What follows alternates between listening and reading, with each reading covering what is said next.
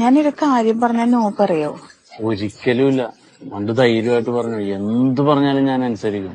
ഞാൻ വെള്ളത്തിലോട്ട് ചാടണം. അതൊന്നും വേണ്ട. പിന്നെന്താ? എന്നാ ഞാൻ പറയാം. ഒളിച്ചോടുന്ന കാര്യം കുറച്ചൊരു ഗ്യാപ്പ് തരണം. കാരണം കുറച്ച് കാര്യങ്ങളൊക്കെ ഒന്ന് സെറ്റ് ചെയ്തിട്ട് വേണം നമുക്ക് വിട്ടുകളയാൻ.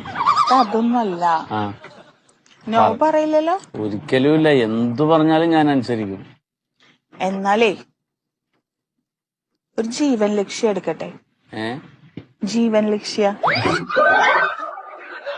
ലക്ഷ്യം എന്ന് പറഞ്ഞാ?